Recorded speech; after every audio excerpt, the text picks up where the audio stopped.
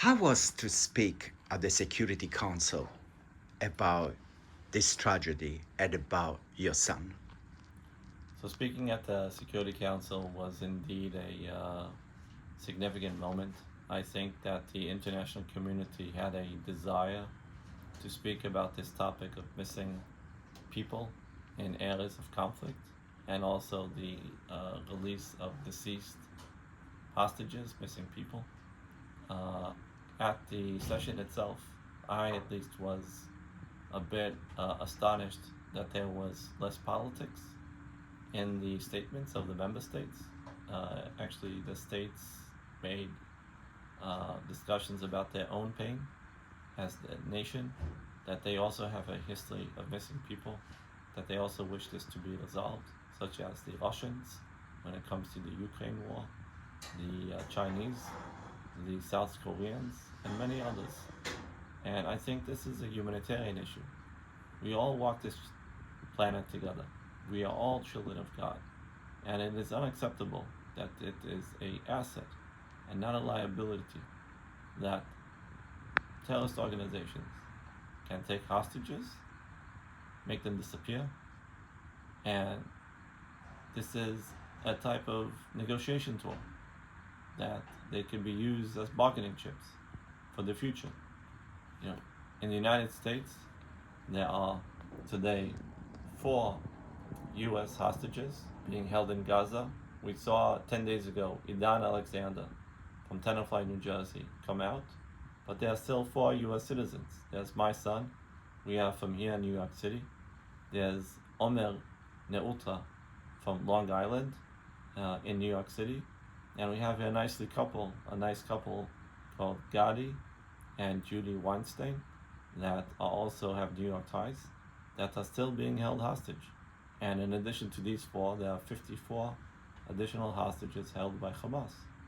And the objective of coming here is to talk to the Security Council and to have the Security Council guide the Secretary General to have a dedicated person that will be in charge in the UN of the hostages and missing people worldwide, and 2, that this resolution that was passed should be implemented, and there should be consequences for those that take missing people and hide them, and even take those that were killed. So we hope that the near future, the United Nations and the European Union, together with the United States, does put more pressure on both parties, both Hamas, its supporters, but also Israel, to find a deal that everyone knows how it's going to end. It will end with the demilitarization of Gaza. It will be with the release of all the hostages, and then we will have the reconstruction of Gaza. Hopefully that they will also have a better future for themselves, while giving security to Israel that the October 7th attack will never happen again. So it seems like in all of this ordeal, in all of things that happen, the tragedy, the pain, you still hope that the Israeli and the Palestinian can live side by side in peace. I think it is understood by now that the Palestinians and the Israelis are not going anyplace, even if both sides would have wanted an alternative universe where the other side would just disappear. This is not realistic for Hamas to say that our mission is to have all the Jewish people leave Israel. This is not realistic. It is also, in my opinion, less realistic to move the Palestinians to another place because they want to stay where they were born.